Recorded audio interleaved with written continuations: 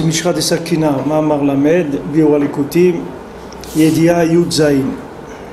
Chez des Veishtavut Tikkun Azut Arasha, Liyot Bemidat Amalchut. Alors on a parlé de la Azut du Racha dans la Midat Amalchut, c'est-à-dire l'audace du Racha dans la Midat Amalchut. C'est-à-dire l'audace de celui qui est Racha, que son audace, ça va être un moment de prendre le pouvoir. Qui Azut Malchuta Blotaga. Parce que le principe de la Malchut, c'est que la Malchut, c'est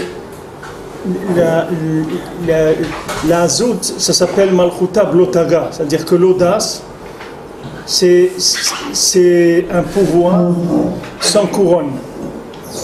Un pouvoir, il y a un pouvoir avec couronne et un pouvoir sans couronne. Le pouvoir sans couronne, c'est un pouvoir qui a été pris par l'audace. Et le pouvoir avec couronne, c'est un pouvoir qui a été donné par le haut et par le bas. C'est-à-dire qu'il a été choisi comme le roi dans l'Am Israël. Le roi du Am Israël, il est choisi par Hachem. Il n'y a aucun homme qui choisit le roi. C'est choisi par Hachem. Et il est reconnu et accepté par tout le peuple. Ça, c'est le tikkun de Malchut dans la Kedusha. Maintenant, Malchut, de la Malchut Arisha, la Malchut qui vient de la Azut, c'est-à-dire ce sont des gens qui se sont installés, qui se sont eux-mêmes élus comme rois, c'est-à-dire qui se sont mis comme rois, mais c'est eux qui ont décidé ça. C'est pas maintenant, ça n'a pas été donné ni par le peuple, ni par Hachem. C'est possible que ce soit par le peuple et pas par Hachem. C'est possible, hein, par le peuple et pas par Hachem, ça s'appelle la République. Alors c'est de l'azout aussi, alors. La République, c'est que de la Azout. La République, c'est que de l'audace. C'est un pouvoir qui n'a pas de couronne. Ah, donc c'est comme si le gars s'était fait tout seul. C'est l'azout de Sitrahara. Ouais, c'est l'Azout de Sitrahara. Ce sont les gens qui ont décidé de s'organiser dans le monde sans Hachem. Tandis que la reconnaissance d'un roi, c'est déjà une forme d'humilité. Parce que quand il y a un roi, le roi il a une inspiration divine. Le roi il a été choisi par Hachem aussi. Un président de la République, c'est aussi Hachem c'est lui qui choisit tout. Mais seulement ça passe par le peuple, c'est-à-dire que le peuple il va choisir un roi selon l'orientation qu'il veut. C'est-à-dire un président de la République, c'est quelqu'un qui va être choisi par rapport au désir du peuple. C'est pour ça qu'il doit présenter un programme. Voilà, vous allez avoir des élections, il y a des programmes. Chacun dit, moi je vais aider les enfants, moi je vais faire des piscines, moi je vais faire des trucs, moi je vais faire ça. Mais un roi, il n'a pas besoin de présenter de programme. Il n'a pas de programme à présenter parce que c'est un roi. Il a le pouvoir, c'est tout. Programme, après, ça va venir selon les besoins du peuple. Les vrais besoins du peuple. Alors le roi, il va établir le programme, il va dire voilà ce qu'on va faire cette année, comme ça, etc., selon les besoins amitim du peuple. Mais là, c'est pas, quand il y a une république, c'est pas les véritables besoins. C'est qu'ils essayent de sonder quels sont les désirs des gens. Et selon les désirs des gens, alors ils vont présenter des programmes qui vont flatter les désirs de chacun. Ils vont dire voilà, on va développer la sécurité sociale, on va ajouter 5 ans de plus dans les trucs, on va faire ça comme ça, on va ajouter un 13e mois, on va permettre ça. Ils essayent de voir qu'est-ce qui peut arranger les gens dans leur ta'avot. Tandis que le roi, c'est pas du tout ça qu'il regarde. Le roi, il regarde qu'est-ce qui va amener les gens dans l'Olam Haba, qu'est-ce qui va amener les gens à être attachés à Hachem. Et selon ça, il va faire un programme. Maintenant, si ce programme-là, c'est de l'imiter dans un domaine ou dans un autre, alors il va le faire. Mais il n'a pas besoin d'annoncer, parce que c'est un pouvoir amiti. Ce n'est pas un pouvoir d'audace. Tandis que sinon, ça s'appelle le pouvoir de l'audace. C'est-à-dire qu'il s'est installé de son propre chef. Ça, c'est au niveau général. C'est-à-dire c'est dans la généralité des choses. Ici, on a commencé à parler de ça dans quelque chose qui est beaucoup plus raffiné, dans quelque chose de beaucoup plus ça va beaucoup plus loin. Mais on va avancer, après on va revenir sur cette notion-là.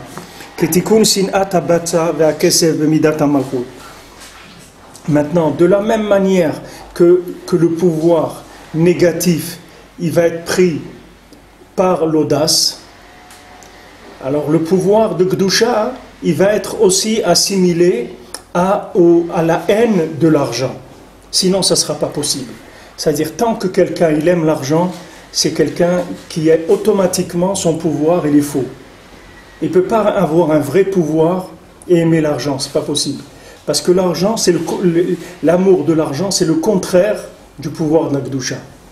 Puisque l'amour de l'argent, le désir de l'argent, c'est justement la manifestation du pouvoir qui n'est basé que sur l'audace.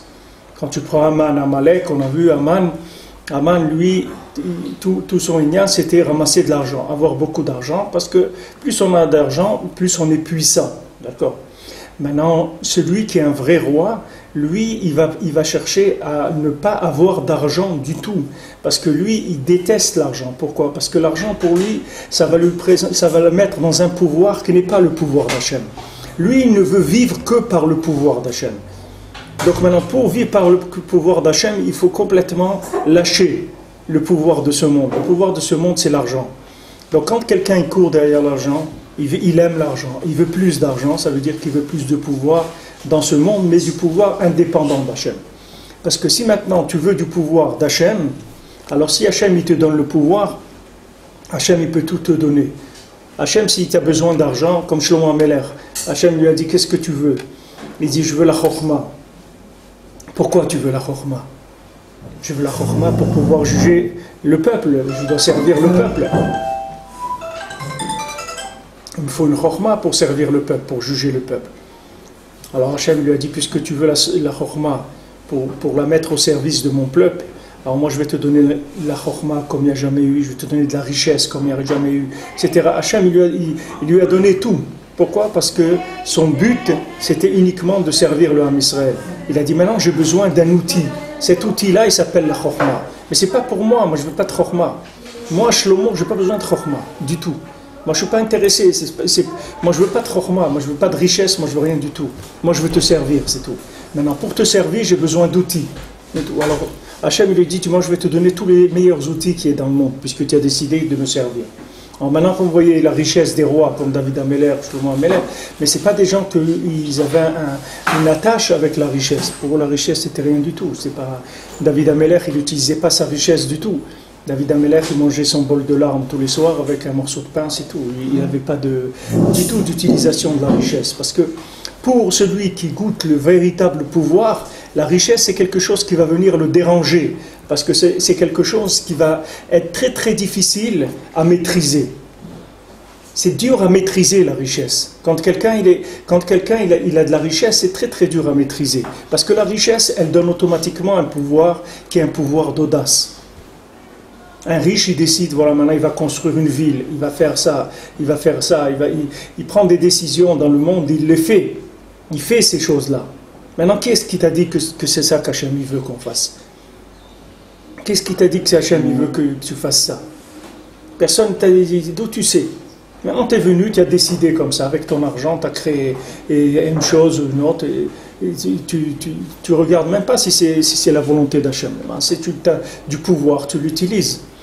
Donc, ça va venir en parallèle. C'est-à-dire que le faux pouvoir, il va être accompagné d'audace, il va être accompagné d'argent. Le vrai pouvoir, il va être accompagné d'humilité et de haine de l'argent.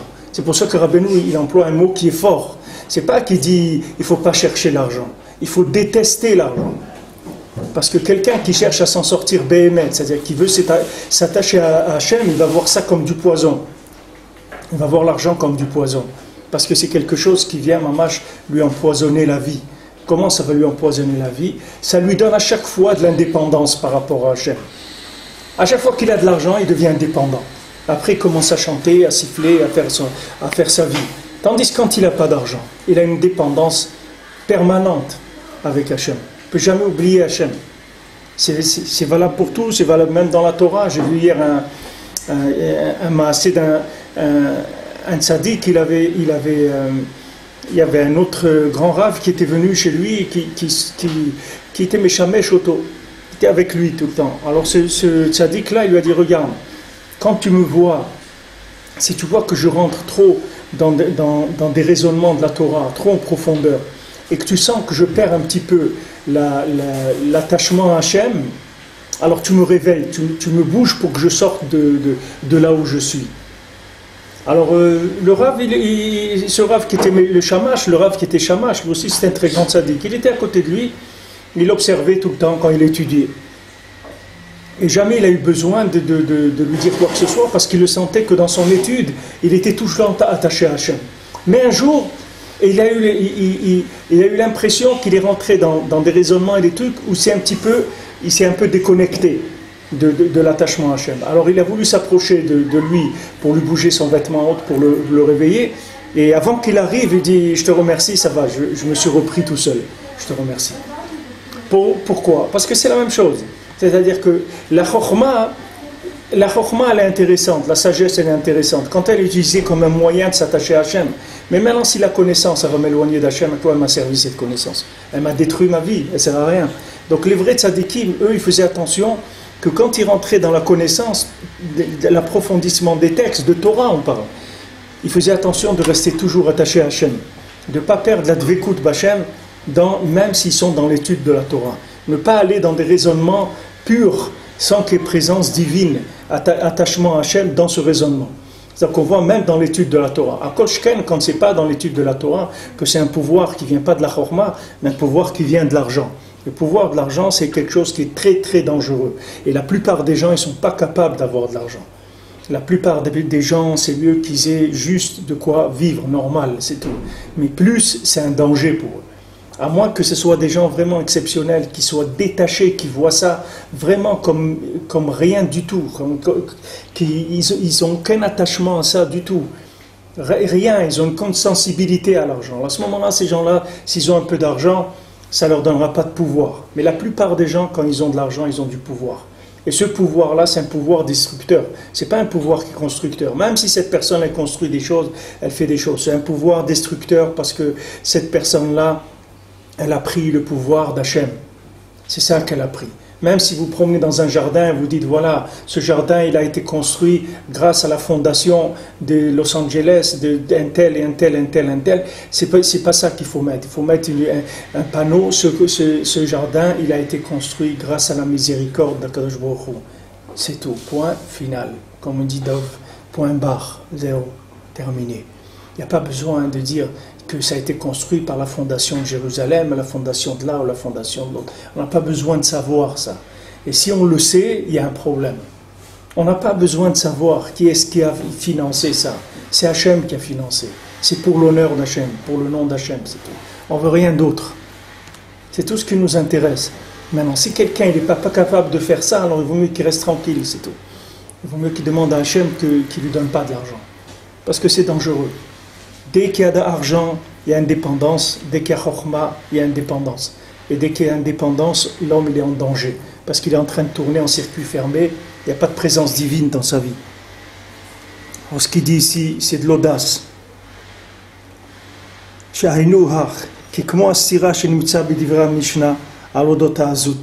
même chose qu'on a vu une audace de la Kedusha, une audace de Sitra Achara.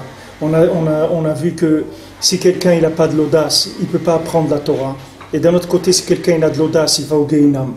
Alors on dit, qu'est-ce que c'est cette audace-là? Il y a une audace qui est une technique pour apprendre la Torah. Comme on dit que maintenant, si quelqu'un a un baïshain lomed, c'est écrit que quelqu'un qui a honte, il ne peut pas apprendre, parce que s'il a des questions, il ne va pas oser poser des questions. Et d'un autre côté, Hachem aussi dit que le Israël est à Torah, Azim, l'homme Israël, il est az, il est audacieux, c'est pour ça qu'ils ont reçu la Torah. Parce que on a dit l'audace de se lancer dans une aventure comme ça. L'audace de monter en Eretz Israël, l'audace de se marier, l'audace de faire tchouva, l'audace de mekabel la Torah, tout ça c'est de l'audace. C'est une aventure, quelqu'un vient se lance à l'aventure, quelqu'un il sort d'Égypte avec Moshe Rabbeinu, c'est de l'audace, mais c'est une audace de Gdusha.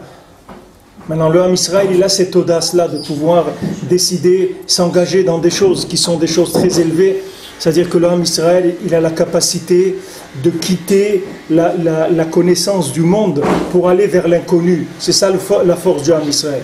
Le Ham Israël, il n'est pas attaché à de la connaissance.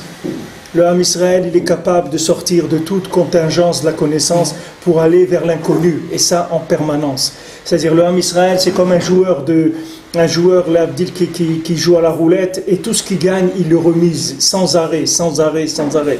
Même s'il a gagné des milliards, il remise sans arrêt, sans arrêt. C'est-à-dire il ne stocke rien, ni au point de vue argent, ni au point de vue connaissance, ni au point de vue sentiment, rien. Il renouvelle sans arrêt. Tout, il le donne. Il le donne, pourquoi? Pour avoir plus. Il le donne. Il dit, oui, c'est vrai, j'ai compris ça dans la Torah, mais ça, je le donne parce que je veux plus. Je veux encore plus. Il me dit, mais regarde, tout ce que tu as compris, c'est rien encore, il y a encore beaucoup à comprendre. Il y a encore beaucoup à comprendre. Et voilà, tu as étudié, etc. J'ai étudié, c'est vrai, mais il y a encore beaucoup à étudier, il y a encore beaucoup à prier. Il le donne, tout ce qu'il a, il le donne, il le remise, il le remet. Ça, c'est de l'audace. Parce que la plupart des gens disent, mais garde, fais attention, etc. Je dis, non, je ne fais pas attention, je ne garde rien. Tout, je le donne. Je donne tout ça, c'est de l'audace. Il faut oser. Pourquoi il faut oser? Vous avez un monde entier qui court vers la propriété et le pouvoir. Et quand un juif il vient et prend tout ça, il le jette, alors c'est de l'audace. C'est-à-dire c'est oser aller contre le monde entier. Il dit non, moi je le donne, moi je ne veux pas. Dans la Torah c'est pareil. Quelqu'un il est chacham, il connaît la Torah, il peut avoir une smicha de Rav, il peut avoir une place en tant que rabbin et tout. Il dit non, je ne veux pas, je veux être épicier. Il dit mais pourquoi tu fais ça? Pourquoi? C'est dommage, tu peux avoir. Il dit non, je ne veux pas. Parce qu'il veut remiser la chose, il ne veut pas exploiter, il veut donner. Il veut pas tout ce qu'il a, dès qu'il sent qu'il a quelque chose, il le donne, pour ne pas l'exploiter. Parce que qui dit exploitation, ça veut dire la mort. Exploiter, ça veut dire mourir. C'est ça exploiter. Exploiter, la définition de l'exploitation, c'est la mort, parce que l'exploitation vient d'un arrêt dans la vie. Quelqu'un qui se met à exploiter, ça veut dire qu'il s'est arrêté. Ça veut dire que maintenant il a des biens, il a de la connaissance, il a des choses, il a des repères, et maintenant il va exploiter par rapport à ces repères. Il faut tout remettre sans arrêt en question, tout ce que je sais, tout ce que j'ai compris, il faut le remettre en question sans arrêt.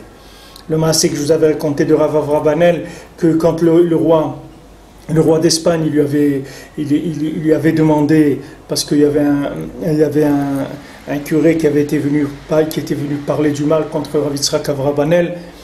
Donc le roi d'Espagne, il savait, Rav Yitzhak Abravanel était très riche, il lui a demandé de lui faire une liste de tous ses biens, de toutes ses propriétés. Alors le Rav Yitzhak Abravanel, il lui a amené une liste de toutes ses propriétés. Et le roi, il a vu qu'il manquait beaucoup de propriétés dans la liste. Donc il a été mis en prison, Rav Yitzhak Abravanel. Et le roi, ça le travaillait parce qu'il savait que c'était un tzaddik, ce Rav Yitzhak Abravanel. Donc un jour, il l'a convoqué, il lui a dit, pourquoi tu m'as menti? Je t'ai demandé de me faire une liste de toutes tes propriétés, et je sais que tu as telle propriété, tu ne les as pas mis sur la liste. Alors Rav Yitzhak Abravanel lui a dit, regardez, vous m'avez demandé que je vous fasse une liste de mes propriétés, ce qui m'appartient. Ce qui m'appartient, c'est ce que j'ai donné à la tzedaka. C'est ça que je vous ai fait la liste, ça m'appartient, personne ne peut me l'enlever.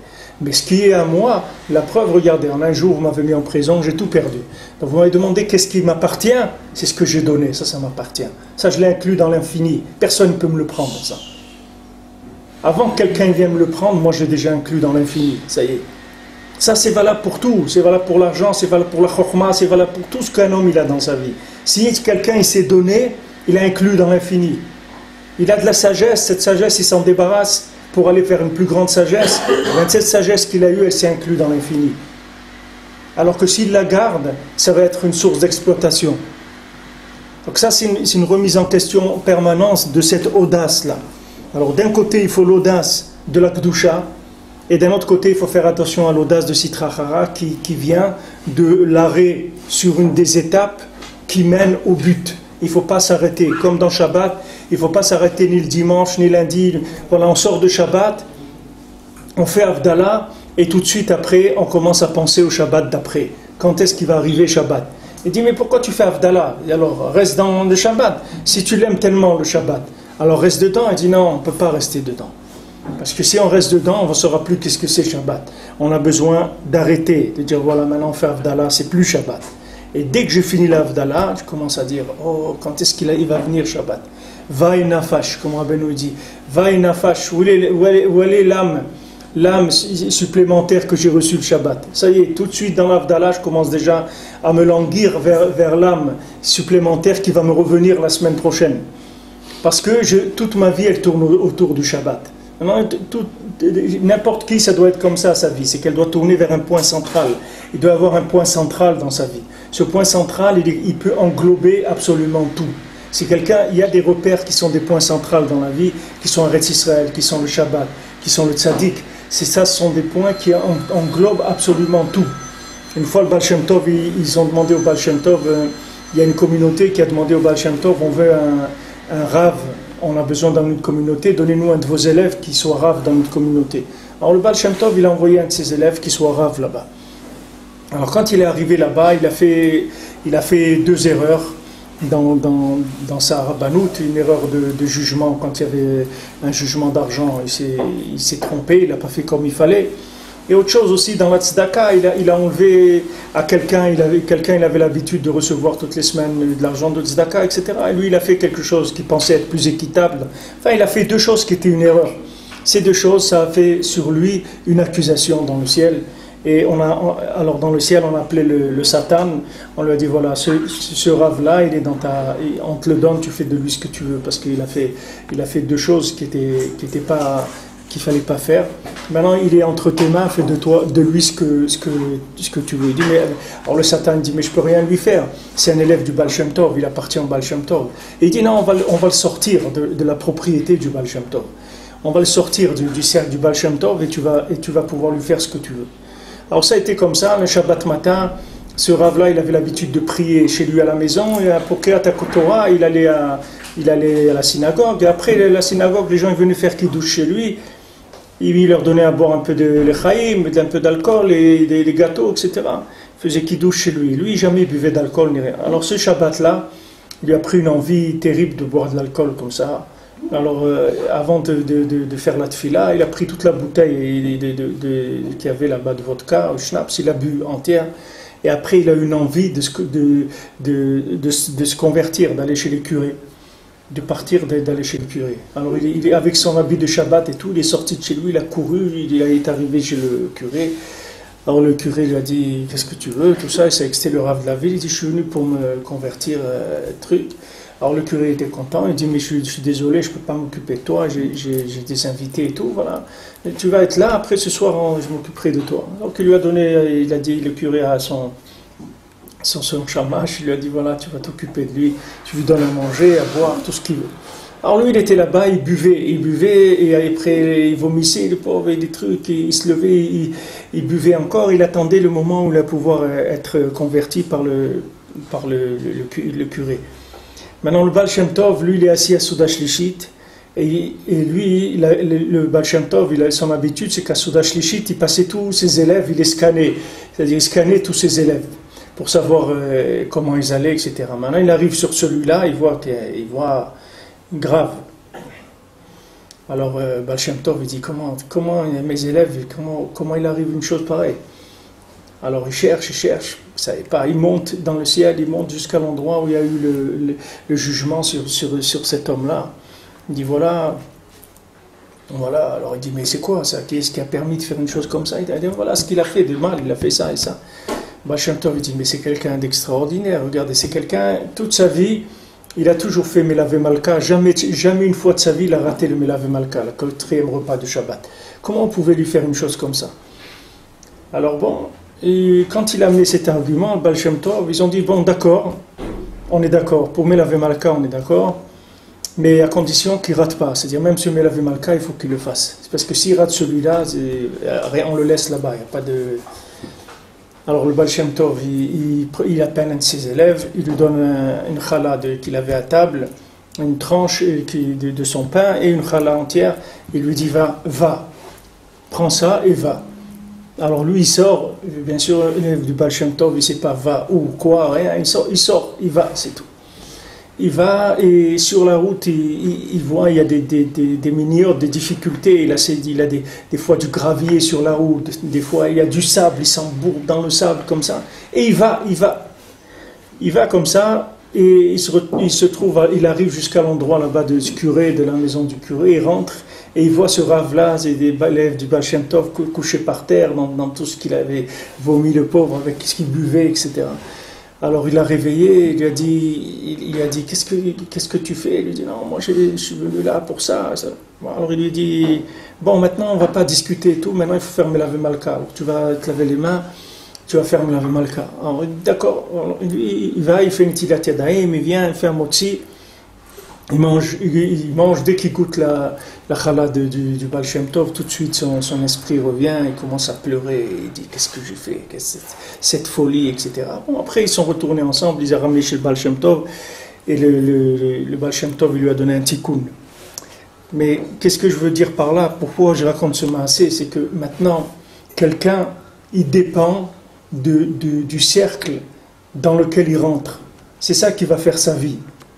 C'est-à-dire chacun il choisit un cercle dans ce cercle-là, il va s'inclure. Et s'il s'inclut dans ce cercle-là, il a automatiquement la protection des éléments qui dominent dans ce cercle. C'est-à-dire qu'un élève du Baal Shem Tov, vous voyez, ça aurait été quelqu'un d'autre. Il lui arrivait un problème comme ça, il se débrouille, c'est tout.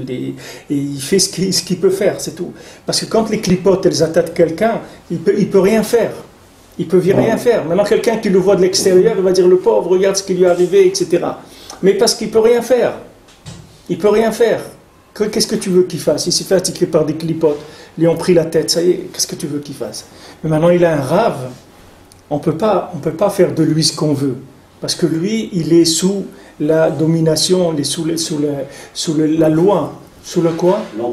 L'emprise, ou tu veux, le rave, voilà, il est sous l'autorité du rave. Sous l'autorité du rave, il n'y a personne qui peut prendre quelqu'un ou lui faire quelque chose. Quand Rabbi Nachman dit, moi j'ai obtenu d'Akadosh Baruch Hu que jamais Hachem il m'enlèvera un élève tant que je ne l'aurai pas réparé. Jamais Hachem il enlèvera un élève de Rabbi Nachman tant qu'il n'aura pas metaken auto. Donc c'est quand même, c'est intéressant, c'est une affaire qui est intéressante. Quelqu'un il dit voilà, Hachem il ne peut pas lui enlever quelqu'un tant qu'il n'a pas été metaken auto. Il y a un sefer qui s'appelle, un sefer d'Alacha qui s'appelle Shagat Aryeh. Le Shagat Aryeh, c'est un rave qui est enterré à Metz. Il est dans la ville de Metz. C'est un très grand dans la halakha. Et lui, il raconte là-bas dans la Gdama de son sefer qui s'appelle Shagat Aryeh, il raconte un maasé, il dit qu'une fois il y a quelqu'un qui était malade, il était malade des poumons. Et il a été voir le médecin. Le médecin lui a dit qu'il fallait qu'il change de ville pour le climat, que le climat de la ville ne lui allait pas, il fallait qu'il change de climat. Tov, il a décidé de changer de ville, de déménager. Maintenant, quand il décide de déménager, le soir, il rêve de son père qui était déjà décédé, et son père, il était très en colère contre lui. Bon, il a rêvé une fois, il n'a pas fait attention, une deuxième fois, une troisième fois, il fait le même rêve, chaque fois la même chose, son père, il est très énervé contre lui.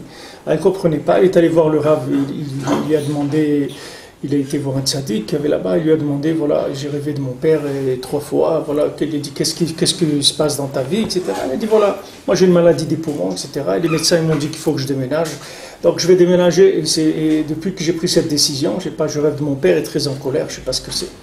Alors le Rav lui a dit comme ça, il lui a dit, toi, il ne faut pas que tu déménages. Il dit, pourquoi? Il dit, parce que dans la ville dans laquelle tu es ici, le Rav de la ville, quand il y a une bête qui a cette maladie dans les poumons, le Rav, il a décidé que cette bête, elle est cachère.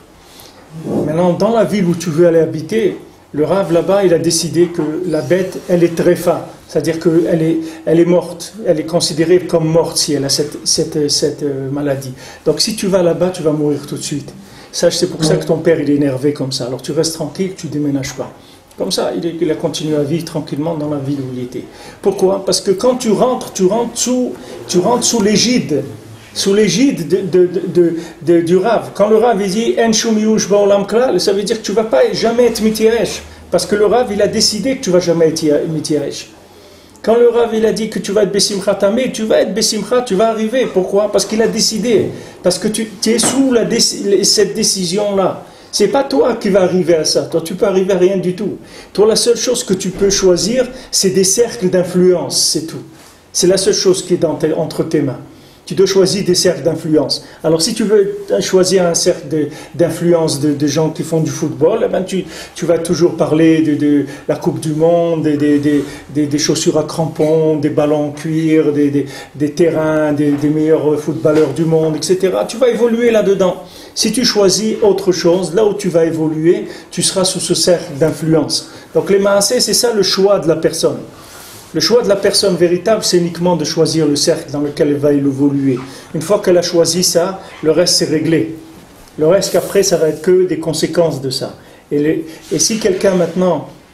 Alors quelqu'un peut poser la question, il peut dire, mais voilà, moi, voilà, je suis Breslev, je vais au Mana Hoshana et tout, mais je vois, j'ai des problèmes, j'ai des trucs, des ta'avot, j'ai des problèmes, etc., je ne m'arrange pas.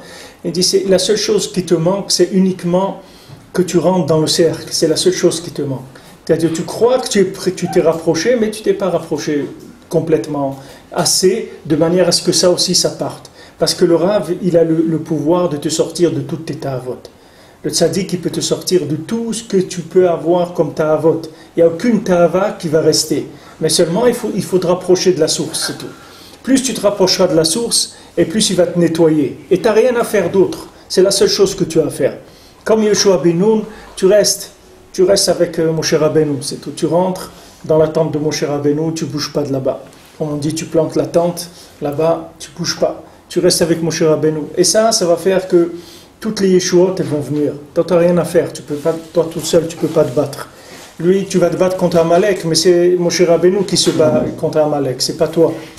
Toi, tu viens, tu fais la guerre contre Amalek, mais c'est Moshe Rabbeinu qui lève ses mains, c'est lui qui donne les coups à Amalek, c'est pas toi. Toi, tu es sur le terrain, c'est tout. Mais le fait que maintenant, Yoshua ben Nun, il était inclus dans Moshe Rabbeinu, ça faisait que tout ce qui était sa vie, c'était uniquement le nial de Moshe Rabbeinu, qui vivait à travers lui. C'est pour ça qu'il a complété tout ce que Moshe Rabbeinu n'a pas fait, lui, il l'a fait. Il a fait rentrer le peuple en Israël et tout. Pourquoi? Qu'est-ce qu'il était, Yoshua ben Nun? Rien. Il était Talmud de Moshe, c'est tout. C'est ça qui lui a donné le Koach. C'est ça le Koach. De la même manière qu'Akadosh Baruch Hu, il a cherché dans le monde un Rav, il a cherché un Moshe Rabbeinu, il a cherché un Tzadik, un Baal Shem Tov, le Rabbi Shimon Bar Yochai. Il a cherché Akadosh Baruch Hu, qui est-ce qui peut prendre sa parole sur terre, c'est-à-dire qui est-ce qui peut faire régner sa parole sur terre. Il a trouvé des Tzadikim comme ça. La même chose, le Tzadik qui cherche un élève qui puisse faire régner sa parole aussi sur terre, parce que le Tzadik, il ne peut pas être en haut et en bas en même temps. Le Tzadik, il ne peut pas s'occuper en même temps d'être la parole d'Hachem et d'être la parole du peuple en même temps. Donc il a besoin d'un élève, mais cet élève, il doit s'inclure complètement dans le Rav. La lune, elle doit être incluse complètement dans le soleil. Sinon, ce n'est pas possible. Il nous faut un système solaire et lunaire, que les deux ils travaillent en même temps. Donc l'élève, il va s'inclure dans le Rav, et ça va permettre au Rav d'éclairer le monde à travers l'élève. Ça s'appelle le petit luminaire. Tout le maaseh du Rav qu'il y a dans le Sipurim Masiot, le grand luminaire, le petit luminaire, c'est ça. Que s'il avait été chez le Rav, alors Mashiach il serait venu. C'est-à-dire que maintenant, c'est inclure toutes les possibilités de pouvoir dans le moire d'en haut, dans le cerveau d'en haut. C'est-à-dire mettre le pouvoir au service de l'initiative d'en haut. Pas utiliser mon pouvoir par rapport à moi-même. Odot ben Racha shenimtsa b'malchut dikdusha. La même chose qui se trouve aussi dans le Kitvé Arizal. On voit que dans les Arbabanim de la Torah, il y a le Racha. Il y a le Racha.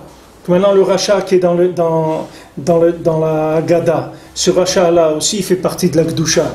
Ce n'est pas un Racha de la Sitra Chara. Si c'était un Racha de Sitra Chara, on ne parlerait pas dans la Haggadah Arbabanim. On l'appelle Banim. Maintenant, s'il était Racha, il ne serait pas les maaseh, on ne l'aurait pas compté. Mais ce Racha, il fait le travail de compléter le travail du Chacham. Parce qu'il y a tout de suite Chacham et Racha après. Ce n'est pas la fin, le Racha.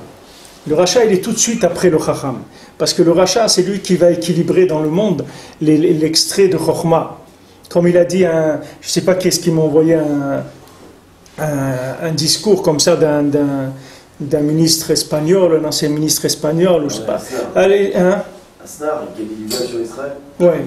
Asnar. Alors il dit comme ça, il dit un calcul, il dit une constatation très simple. Il dit, regardez, nous, l'Europe, on a fait la Shoah, on a tué 6 millions de Juifs.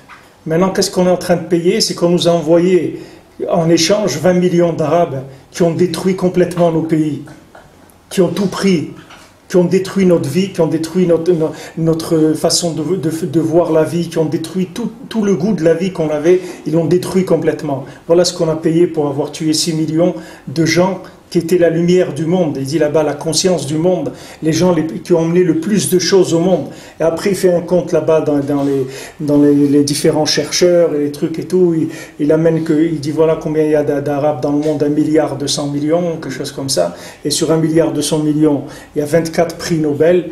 Il amène les Juifs, il dit il y a 14 millions de Juifs, ça représente 0,04% de la population du monde. Et il amène là-bas combien de centaines de prix Nobel, combien de biens ils ont fait au monde, les Maasé.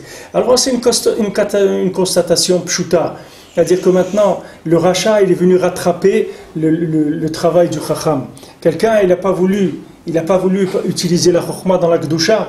Alors maintenant, le rachat, c'est lui qui va faire le travail pour ramener la chokhma dans la Kedusha, qui va ramener les éléments là où ils devaient être, Behemet. Ki hu astira shebe'achdut hadrash ve'apshat en kesef nechshav.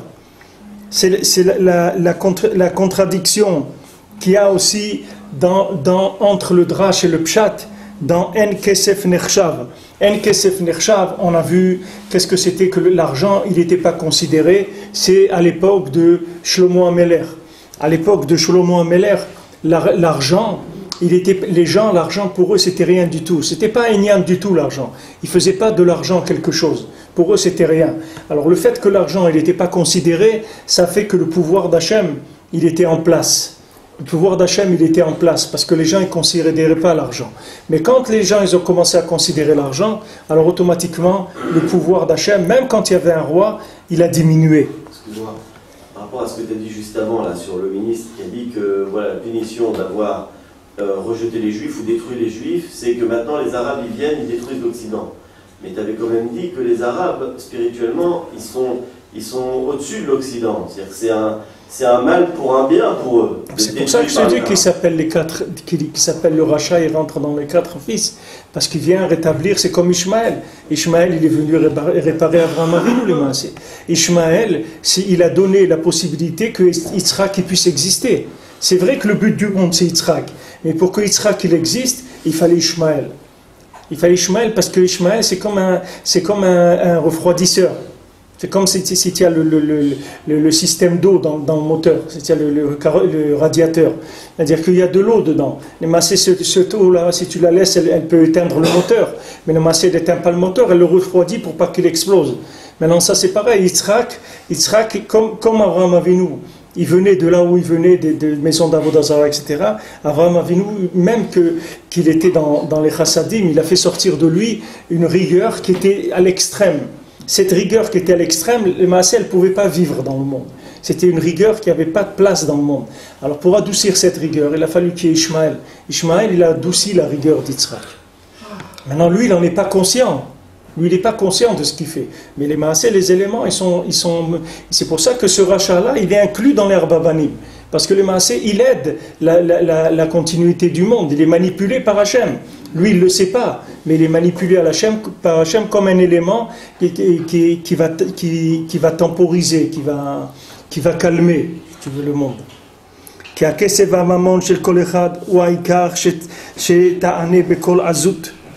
Maintenant, l'argent de chacun, c'est ça qui va lui donner sa voix d'audace. Quand est-ce que quelqu'un va oser élever la voix? C'est quand il a des moyens. Plus quelqu'un il avait des moyens, plus il va parler, plus il va dire ce qu'il pense et ce qu'il veut. Quand quelqu'un qui n'a pas de moyens, il se tait, il ne dit rien du tout. Quelqu'un qui a de l'argent, il va parler beaucoup, il va vouloir faire partie des décisions.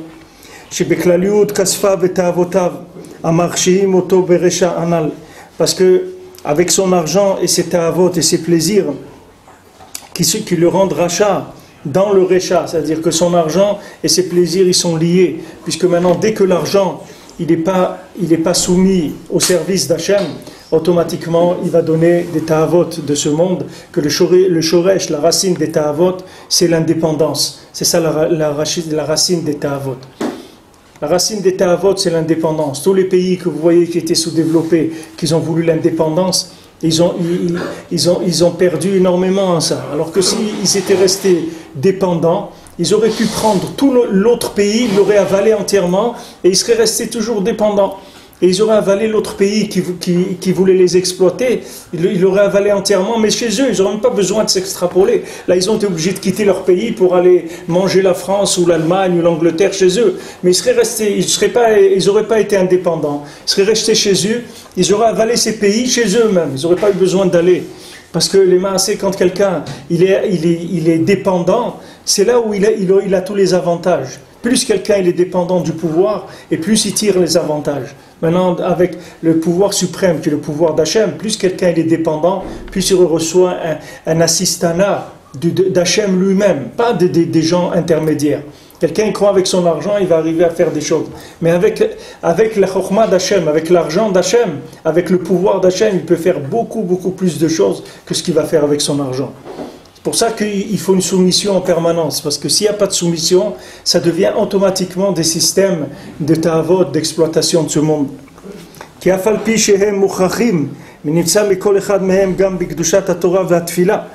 que maintenant on a besoin, qu'est-ce qu'on va faire? On a besoin que quelqu'un a besoin de vivre dans ce monde, il a besoin des moyens. On voit que dans la Kedusha, dans Torah et Tfila aussi, on va trouver ces choses-là qui reviennent. Comme c'est écrit en Kemach en Torah, quelqu'un n'a pas de Parnassa, il ne peut pas avoir de la Torah. Sa Torah, elle dépend de sa Parnassa. Il va falloir une Parnassa. Mais tant que c'est Parnassa, ça va. Quand ça devient du surplus, c'est-à-dire de l'argent en plus, c'est là où les problèmes commencent. Nechaz ou mitgaer baem meo dara ve'aklipot, ou bifrat be'akef sef be'atzmo. C'est comme maintenant, bien qu'on soit obligé de rentrer dans ces systèmes-là, mais il faut savoir qu'un Amalek nous attaque et nous attend à chaque coin de rue là-dedans, particulièrement avec l'argent. Jusqu'à qu'il soit obligé de prendre une décision de détester l'argent. Comme la Mishnah elle a dit, la Mishnah elle voit que l'audace c'est tellement quelque chose de dangereux que la Mishnah elle dit Aspanim le Geinam, celui qui est audacieux il va aller au Geinam, il va aller en enfer avec son audace. Alors que toute la Kedusha aussi elle est basée sur l'audace. Mais maintenant la Mishnah elle voit aussi qu'il y a un tel danger à cette audace qu'elle va trancher, elle va dire Aspanim la Geinam. Sache que maintenant si tu te trompes dans cette audace, ça t'emmène au Geinam. La même chose dans l'argent, elle dit qu'elle est obligée d'arriver à une décision tellement extrême de la sina, de la haine de l'argent. Elle dit oui, mais on ne peut pas un petit peu comme ça, non on ne peut pas, ni un petit peu, ni rien, on ne peut pas, il faut détester ça.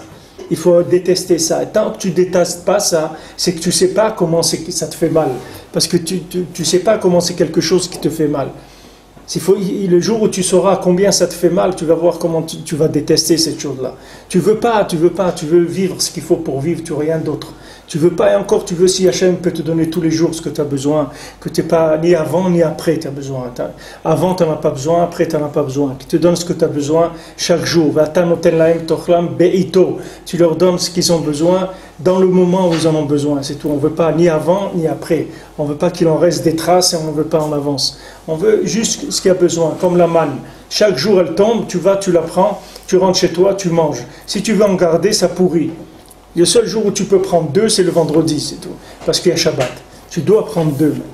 Mais la manne, tous les jours, tu peux vivre avec la manne. Tu n'as pas besoin de stocker, de trucs. Et alors les gens, ils croient que c'est des niveaux extraordinaires et tout, d'arriver à ça. Mais les maasés, si quelqu'un ne se met pas à s'orienter vers cette chose-là, il ne va pas pouvoir sortir du cercle dans lequel il est.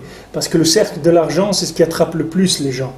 Les gens, tu vas parler avec eux de la Torah, de la Tfila, des mitzvot, tout ce que tu veux. Tu arrives à l'argent, tu vas avoir affaire à un autre individu. Tu vas dire, tiens, je ne te connaissais pas avant. Et il dit, ah, tu ne connaissais pas avec l'argent, tu me connaissais dans d'autres choses, mais pas dans l'argent. Parce que l'argent, c'est Kodesh Kodashim. Quand les gens tu arrivent à l'argent, tu as touché son Dieu, ça y est, il devient une autre personne complètement. Il est capable de beaucoup de choses. Pour l'argent, il ne le ferait pas pour autre chose, mais pour l'argent, il est capable de faire des choses incroyables. Pour ça qu'il dit Aspanim le Geinam. Il dit pourquoi que cette audace, elle amène au Geinam, que cet argent-là, c'est ça qui amène l'homme au Geinam. Amène au Geinam parce que ça lui a donné du pouvoir. Et son pouvoir, ça le fait tomber dans l'état avot. Gam beoraot kolanan mevayer yoter belashon hakatuv saviv reshaim שהוא מביא אל עבדות סביבות הממון והכסף. Elle dit que ça vive Rechaim Talachoun, comme on a dit que les Rechaim ils vont autour, ils tournent autour. Comme on a dit qu'il y a un point central, et les Rechaim ils tournent autour du pot. Ils ne vont pas dans le point central. D'ailleurs, il y avait quelqu'un jeudi soir dans le cours, il a dit quelque chose de très intéressant. Il a dit que si on voit toutes les philosophies Goï, toutes les Chochmot de Goïm qui ont utilisé la Torah, ils ont utilisé tout dans la Torah. Une chose, ils n'ont jamais utilisé les Goïm dans la Torah. Il y a un seul domaine que les Goïm, ils n'ont jamais touché dans la Torah et qui ne les intéresse pas du tout. C'est quoi? La halacha. La halacha, ça ne les intéresse pas du tout. Pas du tout. La Haggadah, les histoires de David Ameler, la Kabbalah, tout ce que vous voulez, il n'y a aucun problème. Ils sont friands de ça. Mais la halacha, le Shulchan Aruch, jamais ils ont touché les Goïm. Jamais ils sont approchés du Shulchan Aruch. Pourquoi? Parce que le Shulchan Aruch, c'est ça le Ikar de la Torah. Le Ikar de la Torah, c'est quoi? C'est de savoir comment mettre les tefillin, savoir comment s'habiller, comment manger. C'est ça la Torah, oui. Tout ce qu'on apprend, c'est pour arriver à ça. Ça, ils ne le touchent pas. Ça ne les intéresse pas. Essayer de faire des cours d'Halakha, des Goïm, ça ne les intéresse pas du tout. Parce que eux, ils ne sont pas intéressés par faire quelque chose. C'est pas ça qu'ils cherchent. Ils cherchent des idées, c'est tout. Des idées, des choses, c'est beau, etc. Kabbalah Center, ou des choses qui sont... C'est bien, c'est intéressant.